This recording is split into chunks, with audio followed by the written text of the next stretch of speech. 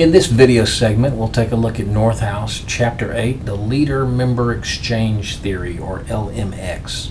What makes this one particularly interesting is that it is a shift in some regards from what we've looked at in the rest of the book so far, where the other ones have looked at an individual leader and what he's got to do or she's got to do to be successful, or it's looked at a particular follower and what that person needs to be successful. What this one looks at is the pairing of the two, and it takes the perspective that a leader can't be successful without the interaction or the exchange that happens between that leader and that member or that follower, and that's a little bit of a different perspective. So the leader-member exchange, or LMX, is all about the interactions that you have as a leader with your members, and it kind of suggests that you are more successful as a leader if you can enhance those interactions, if you can make more of them, improve the quantity, and if you can dig a little bit deeper and improve the quality. The more the quantity, the more the quality, the better the relationship, the better the quality of the interactions, the better you work together overall. So this one looks at what it calls dyads, which is a two-person pairing of communication. And it's interesting as it gets into the chapter in pages 162, 163, 164, it says that inevitably within an organization, you as a leader are going to have that subset of your group that you interact with more than another subset. So it distinguishes very early on between what leader-member exchange theory calls an in-group and an out-group. The in-group is that group of people that you interact with frequently. You know them better. You talk to them regularly. You probably are social with them more so. So not only when you're at work, but outside of work. Maybe you hang out in the parking lot, or you're at the water cooler, or in the break room, or you eat lunch together. Or maybe you go golfing, or you do things outside, but you got a relationship with them that's different, that's special. You do more with them, you share more information with them, the quality of the time together is better. And then you have that out group. It's that group of people that you don't interact with much.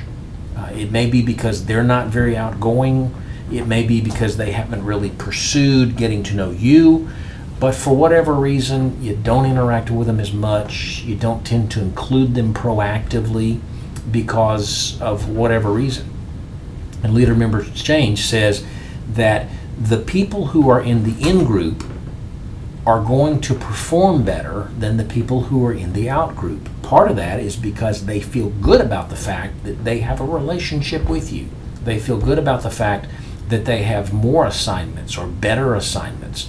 But overall, if leader-member exchange is high, they're in the in-group, they're going to turn over less. They're not going to leave the organization and leave you if they've got a good relationship with you. And a lot of research over the years has shown that a lot of folks are willing to put up with bad pay. They're willing to put up with poor policies, other things like that, if there's a good relationship with the manager. On the other hand, if there's a bad relationship with the manager, they might say they're in the out group. Doesn't matter how much they get paid or what great benefits there are or how nice the building is or how all-encompassing the cafeteria is or the employee workout room is. If they're not in the in-group, if they feel like they're on the outside looking in, then their turnover is going to be higher. It's going to be harder to keep those folks.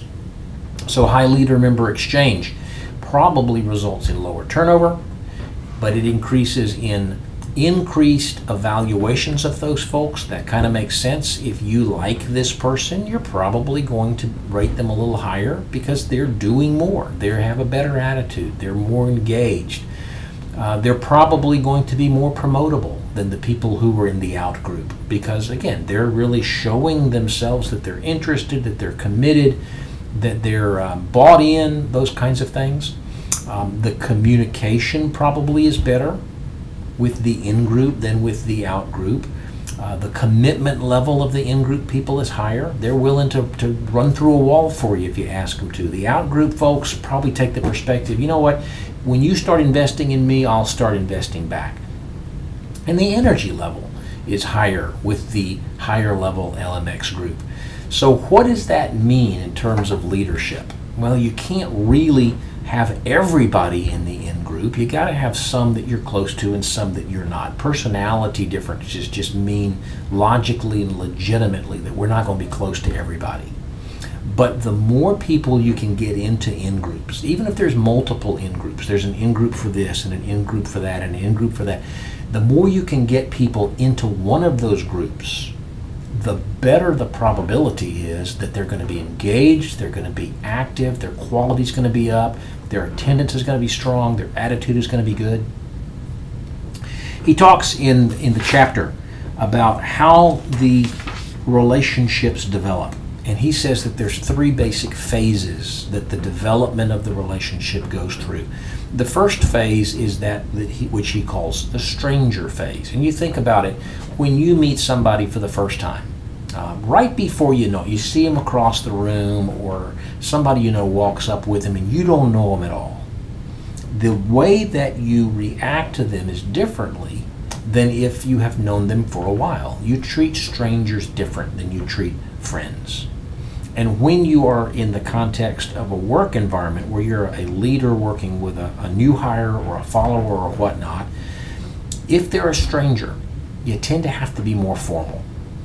There's probably more rules. The roles are very, very highly developed and defined. And while they're in that stranger, while they are on the outside looking in, while there are so many pressures coming on them to learn and to produce and whatnot, probably the quality is a little bit lower. But over the course of time, if both parties are contributing to building that relationship, we move out of the stranger phase into the acquaintance phase. And there's a big difference as you look at your social circles, a big difference between people who are strangers and people who are acquaintances. And you would say that an acquaintance is somebody that you know, it's casual, you're not real close to them, but it's not like somebody that you don't know at all. Think about within the organization. There are people in the stranger category. You don't know them. Maybe you've seen them walk down the hall, but you wouldn't know to call them by name. You probably wouldn't stop and talk to them in the cafeteria. There are people that are acquaintances. Yeah, you know who they are. You might chit-chat with them a little bit, but you don't ever get real deep. Well, in the acquaintance stage, as we've moved out of the stranger stage where there's strong rules, defined roles, quality is low, maybe tensions are a little bit high at times, and we've moved into the acquaintance stage, what we begin to see happen is that maybe we're starting to test each other a little bit to define where the boundaries are, where the parameters are. But as the individual, assuming we're the leader and they're the follower, that follower in the acquaintance stage starts to step up a little bit in terms of taking responsibility, volunteering for things, going outside of the job description, maybe taking the blame if things don't go well. Where the quality is now is that it's kind of medium. I mean, a lot of the time the quality is pretty good. Sometimes it's still not real good because the relationship hasn't fully developed, but we're making improvements. Over the course of time, if we continue to invest in that relationship, we begin to find that we move from the acquaintance stage into the partner stage. And when people are partners, they both have a sense of responsibility. They both have a buy-in. They both have a commitment.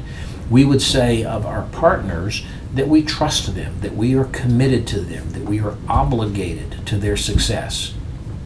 When somebody moves into the partner stage, we as a leader feel like we can ask them for certain favors. We expect more from them than we would from the stranger or the acquaintance.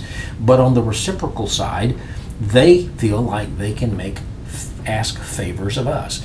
Will you do something for me? Allow me to do something that you wouldn't necessarily allow the others to. Well, we've built a partnership and we trust each other and we can understand each other, so I may be more likely to allow those special favors. Perhaps when we hit that partnership stage 2, there's more of an expectation that we're going to assist each other, provide assistance when things are challenging or overwhelming. We might not assist the acquaintance as willingly, We may assist the stranger out of necessity rather than because we want to or we feel like we're obligated to. But when we talk about quality, as we've gone from stranger with low quality to acquaintance with moderate quality, when we get to partner stage, there's generally high quality. And one of the reasons for that is because the follower doesn't want to let you down when there's a partnership. And likewise, the leader who's developed a partnership doesn't want to see you fail. So that increased trust, that increased obligation sense, that increased communication and favors given back and forth, the increased amount of assistance probably combines to create a higher level of quality. What are the basic takeaways from this? If you can develop in groups, and it doesn't have to be that one group or one person is in on everything. There may be several, as I mentioned, sub-in groups that really have different focal areas. Excuse me, but if you can get everybody plugged into some in-group somewhere, we're going to increase our quality, we're going to increase our buy-in, we're going to increase the camaraderie and the energy level, we're going to decrease our turnover. Primarily, we're going to increase our quality. So, what's the difference between the in-group and the out-group? In-group tends to have defined roles, they tend to have interworking relationships, there tends to be a team spirit, they tend to have more of a willingness to do what you need them to do. When there are the out-group folks who are in the out-group, they tend to not do much more than is required. They don't feel any sense of acceptance, they don't feel like there is any real commitment on your part, and because of that they're not willing to give you a commitment on their part. They're probably going to do nothing more than what is basic and required. General summary then, the leader-member exchange. What's important to remember from this is that your success as a leader goes way up the more you can get people involved. It may be that some of them will proactively get involved, but a lot of them you're going to have to bring in. They're content to be on the outside. And if you don't bring them in, they're never going to come in. Knowing that you're going to get more out of them if they do come in, there's an incentive to leadership to find ways to get people into the in-groups. I hope that makes sense.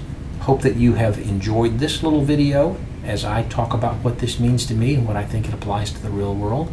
And hope that you are overall looking forward to interactions on the next few. As I've mentioned earlier, I would welcome your emails and your thoughts on how well this is working. If you're getting something out of this thing, getting some ideas to think about, let me know. I'll continue to try to tweak these things and make them better. If it's just using up 10 or 11 minutes of your time with no real valuable outcomes, let me know that as well, because I could certainly find other things to do with my time rather than record these. I want to help you as much as I can, and I hope that this is making a difference. Hope your day's going well. Thanks for tuning in.